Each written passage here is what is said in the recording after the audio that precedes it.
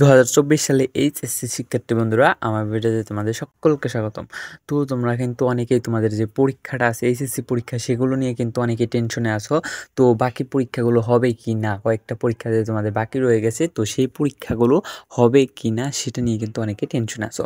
তো আজকে বলবো যে তোমাদের ওই পরীক্ষাগুলো হবে কি না তা অটো পাস দিয়ে দিবে। তো এটাই আজকে বলবো।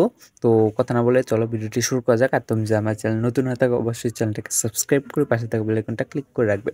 তো ভিডিওটা সম্পূর্ণ দেখার অনুরোধ রইলো। ভিডিওটা অনেক গুরুত্বপূর্ণ হতে চলেছে, তো সবাই সম্পূর্ণ দেখার চেষ্টা করবে। তো দেখো, এখানে বলছে যে একটা প্রতিবেদন প্রকাশ হয়েছিল, যেখানে বলেছিল যে এইচএসসি পরীক্ষা শুরু হতে প্রায় আরও 1 মাস সময় লাগবে। কারণ যেহেতু এইচএসসি পরীক্ষার প্রশ্ন পড়ে গেছে, তো আর উত্তরপত্র যেগুলো আছে সেগুলো পড়ে গেছে, তো এই জন্য কিন্তু তাদের কিন্তু ভীষণ একটা ক্ষতি হয়েছে, আর তাদের কিন্তু পড়ার দিকে তেমন মন নেই।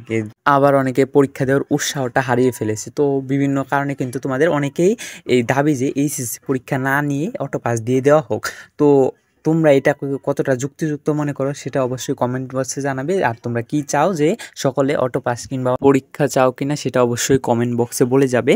তো আমার মতামত কি, যে তোমাদের অটো পাস দেওয়াটাই এখন যুক্তিযুক্ত হবে। কারণ তোমাদের অনেকেরই পড়ার দিকে মনটা নেই, যে একটা পরীক্ষা উত্তেজনা থাকে সেটা তোমাদের অনেকের মধ্যে নেই, অনেকেই পরীক্ষা দিতে চাচ্ছ না। তো আসলে এটা দাবিটা তোমাদের সঠিক। তো তোমরা যারা সমন্বয়ক আছে তাদের সাথে কথা বলতে পারো।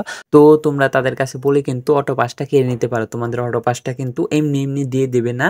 তোমরা তাদের সাথে আলোচনায় আসো, তারপরে দেখো তারা কি বলে, তারপরে কিন্তু তো একটা সিদ্ধান্ত আসবে যে তোমাদের অটো পাস দিবে নাকি নতুন করে পরীক্ষা নেবে।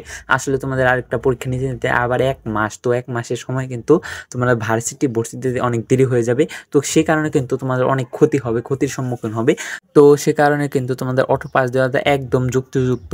তো তোমরা এই আলোচনা করে তারপরে একটা সিদ্ধান্ততে উপনীত হতে পারো। তো তোমরা এই সমন্বয়কদের সাথে বললামই তো, কথা বলে দেখতে পারো যে তারা কি বলছে।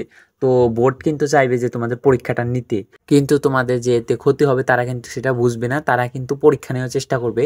তো এখন সিদ্ধান্তটা তোমাদের হাতে।